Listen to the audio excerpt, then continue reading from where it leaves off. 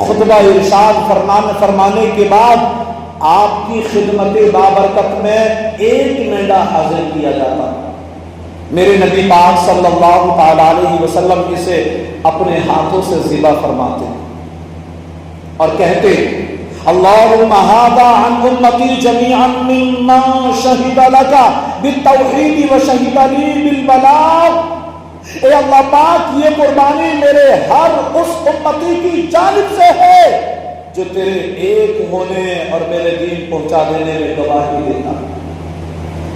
پھر دوسرا میڈا حاصل کیا جاتا, اسے اپنے ہاتھ مبارک سے میرے نبی پاک صلی اللہ علیہ وسلم ذبح فرماتے اور پھر کہتے اللہم ھذا عن محمد وآل بیتہ. اے اللہ پاک یہ قربانی محمد اور آل محمد کی جانب سے ہے. پھر ان دونوں میڈوں کا گوشت غریبوں مسکینوں میں تقسیم کر دیا کرتے.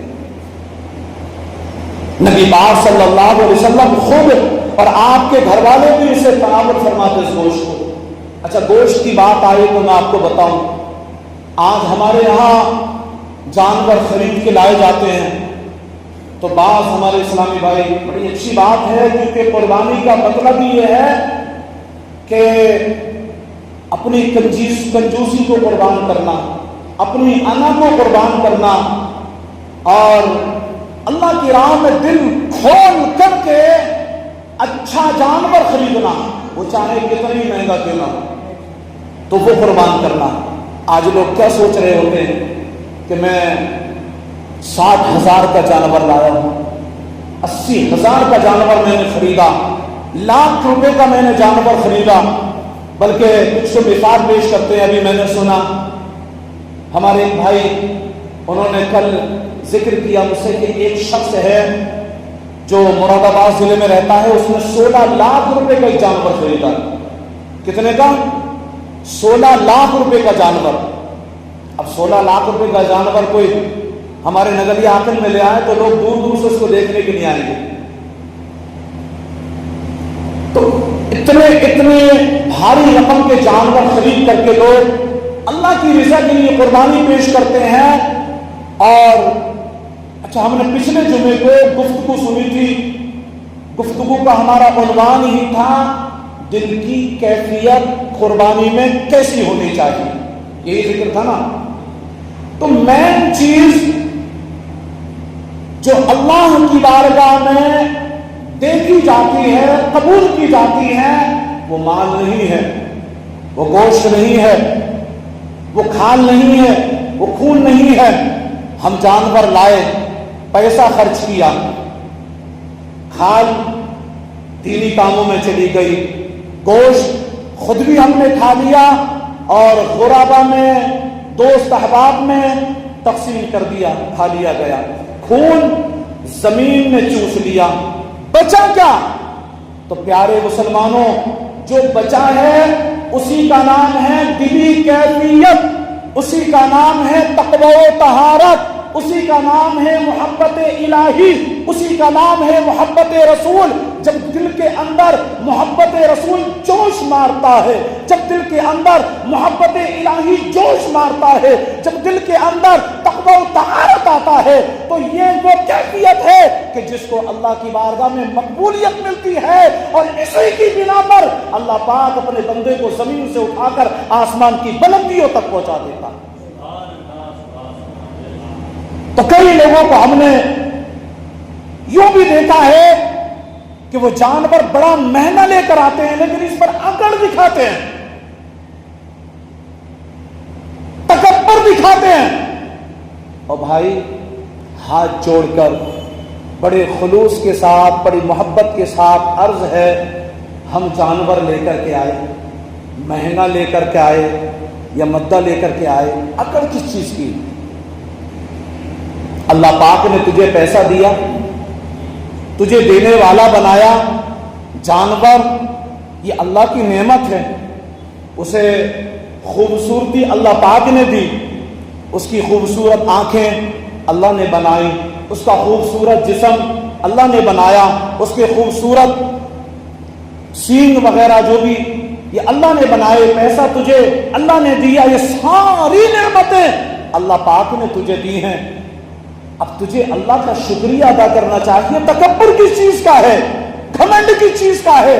اگر تو نے گھمنڈ دکھایا، تکبر دکھایا، تو یاد رکھنا یہ قربانی نہیں، ریاکاری ہوگی، اور ریاکاری قیامت کے دن ہر ریاکار کے منہ پر مار دی جائے گی، ایسا عمل قبول نہیں ہوگا۔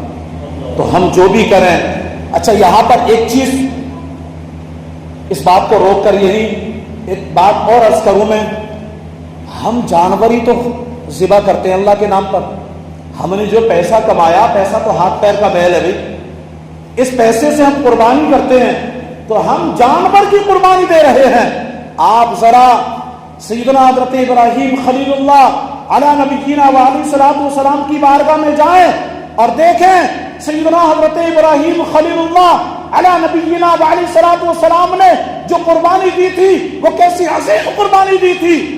ایک ہی بیٹا ہے، عمر کے آخری حصے میں بیٹے جیسی نعمت پائی ہے، بڑا خوبصورت ہے، بڑا حسین و جمیل ہے، اللہ کی بارگاہ سے اذن آتا ہے، حکم آتا ہے میرے نام پر وہ چیز قربان کرو جو تمہیں دنیا میں سب سے زیادہ پیاری ہے، میرے نام پر وہ چیز قربان کرو جو دنیا کے اندر تمہیں سب سے زیادہ محبوب ہے۔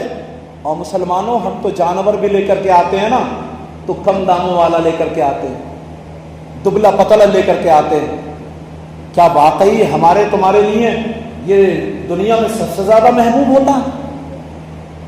کیا ہم نے روپے اور پیسے کو اتنا محبوب کر لیا؟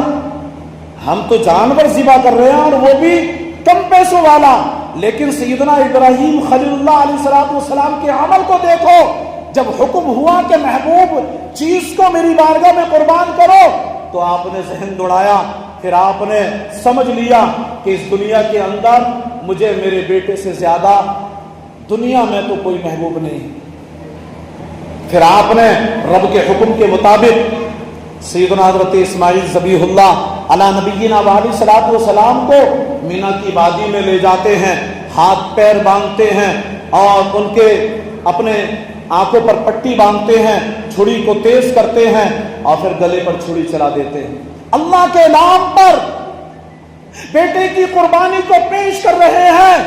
کیا آپ کو یہ محبوب عمل سیدنا حضرت ابراہیم خلیل اللہ علی نبینا علیہ الصلوۃ والسلام کا نظر نہیں آتا کہ ادھر بیٹے کی قربانی مانگی گئی، خوش دلی کے ساتھ رب کی رضا کے لیے بیٹے کو قربان کرنے کے لیے تیار ہو گئے؟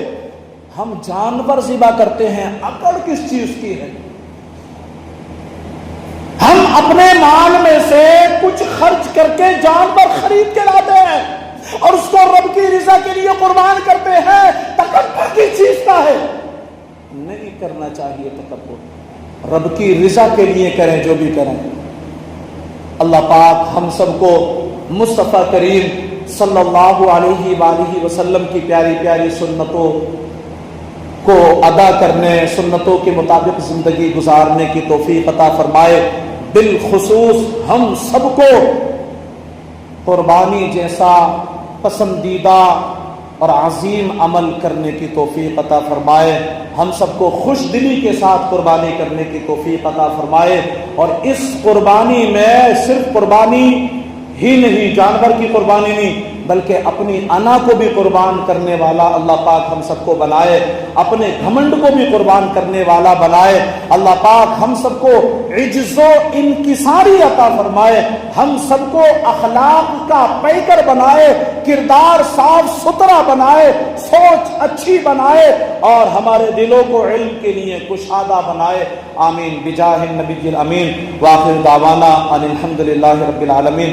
کھڑے ہو جائیں، صفوں کو درست فرما لیں۔